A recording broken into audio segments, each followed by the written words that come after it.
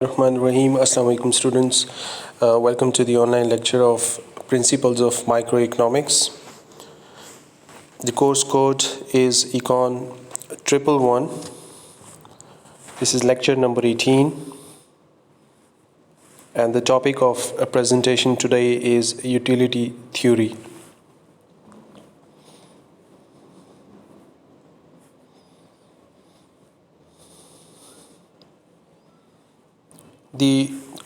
The lecture outlines for today's lecture are consumer behavior, the types of utility approach, total utility, marginal utility, law of diminishing marginal utility. The reference book for principles of economics is the Principles of Microeconomics by Gregory Menkeev.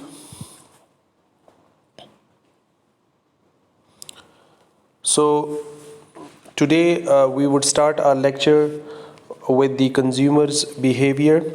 As we know that consumption is one of the most important part of our economic system, and we as individuals and as the government or as the economists, we are always interested to know how the consumers behave, because it is a major part of our economic activity. And if there is a good consumption pattern in the economy, so we can expect the other sectors also to perform well. So for this we need to understand how the consumer behaves. So what is the consumer behavior? Consumer behavior refers to the study of consumer while engaged in the process of consumption. So the consumer is the person who is involved in the process of consumption, and the behavior of that person, how he behaves when he is doing consumption or he is utilizing the different goods and services, how this behavior is something which we call as the consumer behavior. So consumer behavior refers to the study of consumer while engaged in the process of consumption. Then we have an important concept which is linked with the consumer behavior, that is utility. So what is utility? The power of satisfaction of a consumer from goods and services. So whenever consumer is doing consumption, so he or she is obtaining a different level of satisfaction from those goods and services, and this level of satisfaction or the power of the satisfaction is known as the utility.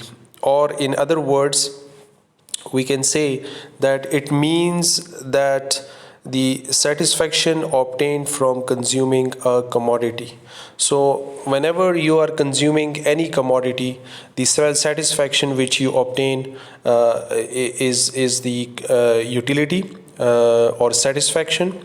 So for example, when we are eating, that gives us the satisfaction because we are satisfying our hunger. Similarly, when we are drinking water, we are satisfying our desire for the thirst that we feel.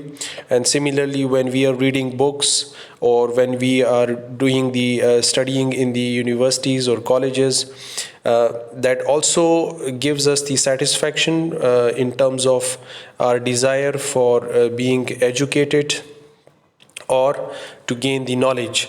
So all these things, they are called as utility or the satisfaction that we obtain by consuming different goods or different services.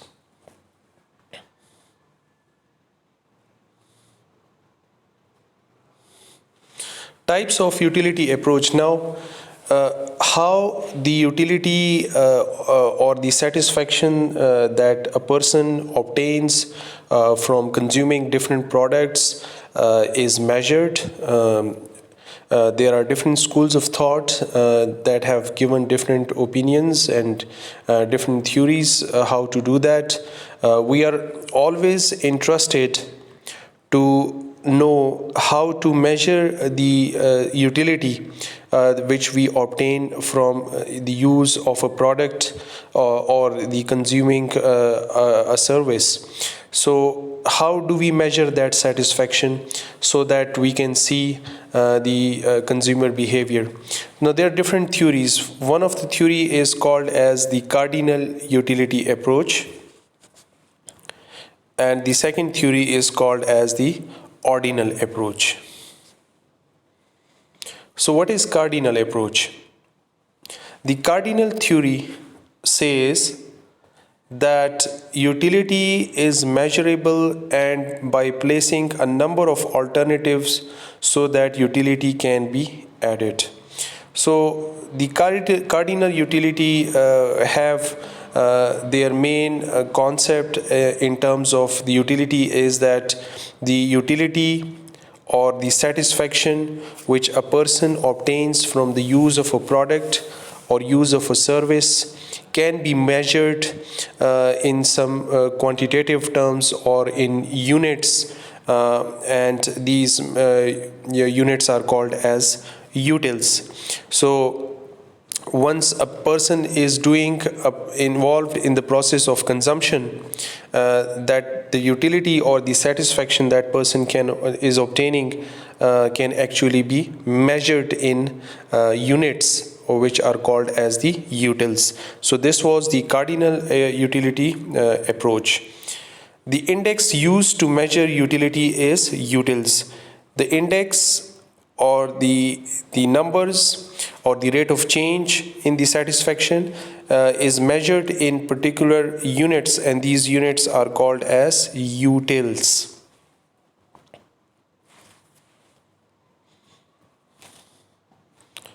Then we have the ordinal approach.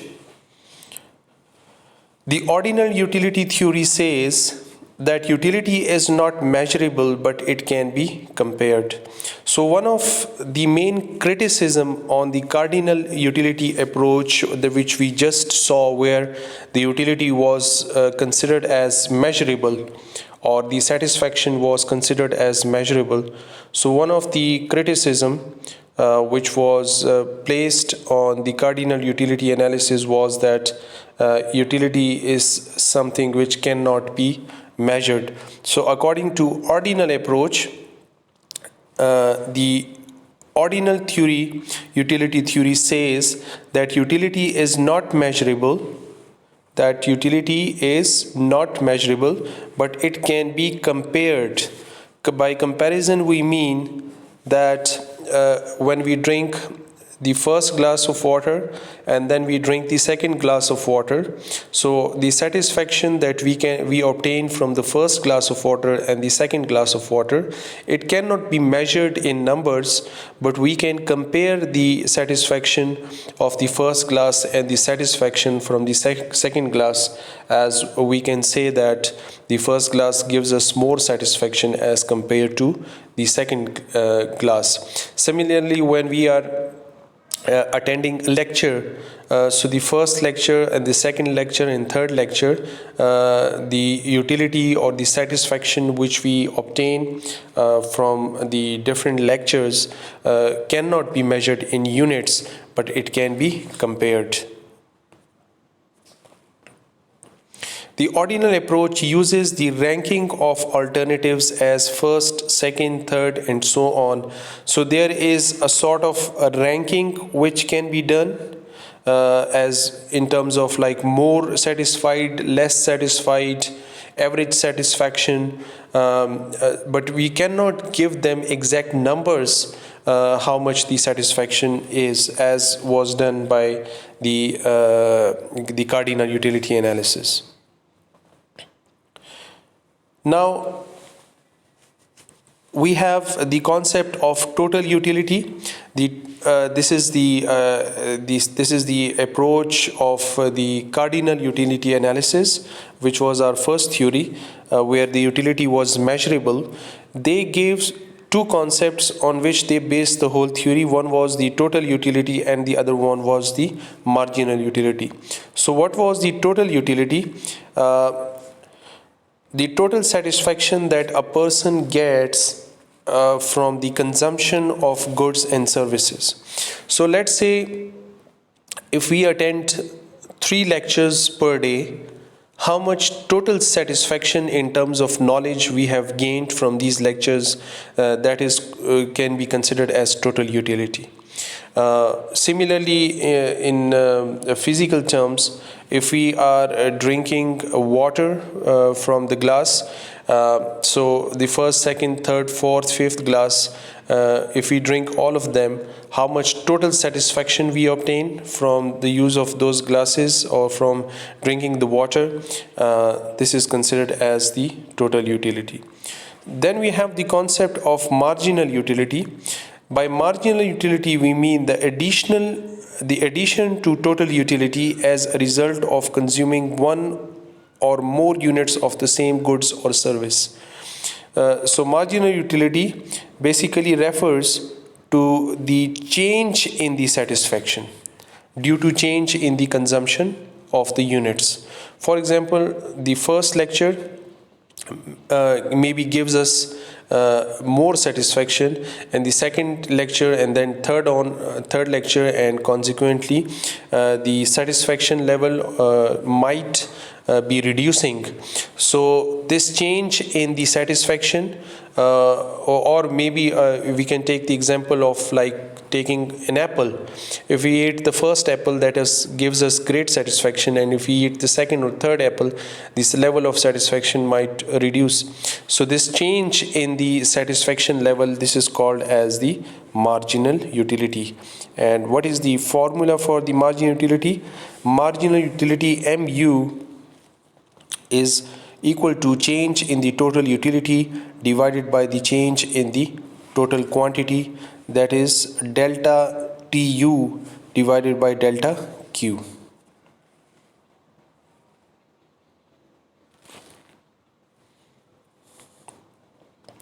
Now, after understanding the total utility and the marginal utility, we have another concept, or the main theory, or the main law of the utility, cardinal utility analysis, and this law is called as the law of diminishing marginal utility. So diminishing basically mean a reduction when the quantity of something is reduced, or the level is reduced, or if something goes on reducing, so we call it as diminishing. So law of diminishing marginal utility, what does it say? According to this law, the additional benefit which a person derives from a given increase of a stock of a thing diminishes, other things being equal, with every increase in the stock that he already has. So what does this law say? According to this law, when a person is doing consumption of different products or consumption of different services, the level of satisfaction that a person obtains from the use of that product, this level keeps on reducing or keeps on diminishing. So this is what we call as the law of diminishing marginal utility. For example, if you are thirsty and you drink a glass of water, that gives you a great level of satisfaction, but when you drink the second glass of water, the level of satisfaction might reduce, and so on. When you take the fourth or fifth glass of water, maybe the fifth glass doesn't give you any satisfaction. So the level of satisfaction can be considered as zero. So this level of satisfaction keeps on reducing when we are involved in the process of consumption, and this is in economics we call this as the law of diminishing marginal utility. Or in other words, the law of diminishing marginal utility states that as consumption increases more and more, the marginal utility will be less and less. So when we increase the process of consumption, or we continue the process of consumption, if we keep on consuming, the level of satisfaction or the marginal utility, it will keep on reducing, and the marginal utility will be less and less. Now, the law of diminishing marginal utility, let us try to explain it further. The total utility increases from the consumption of the first unit of apples. Let's look at the table as well. So, the total utility increases from the consumption of first unit of apple until the fifth unit of apple. So, this over here in the first column, we have the units of apple, first unit, second, third, fourth, fifth, and so on. So if we see up till fifth unit, the total utility or the total satisfaction keeps on increasing up till fifth apple.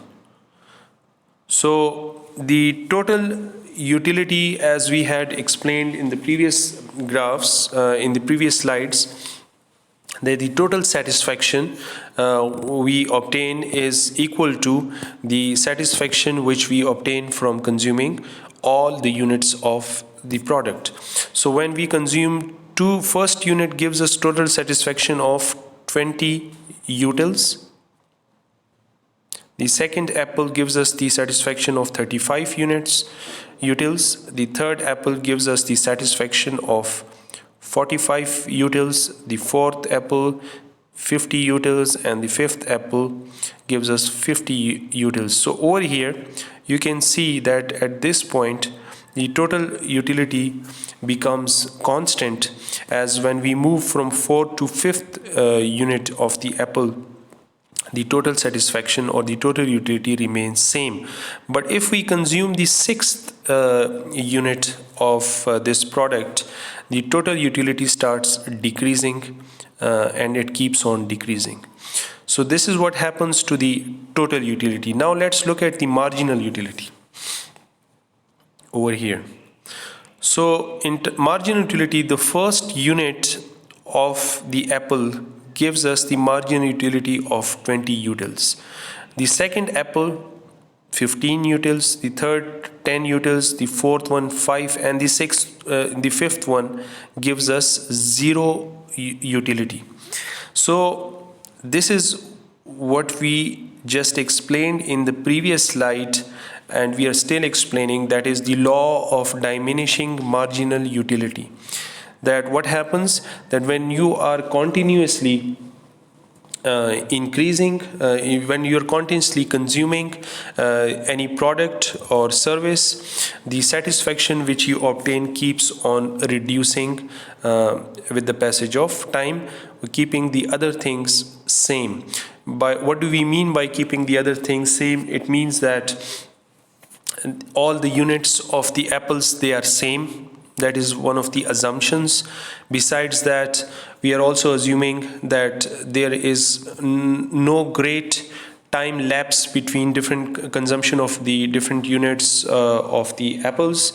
There is a continuous consumption. So if that happens, then the marginal utility will keep on reducing.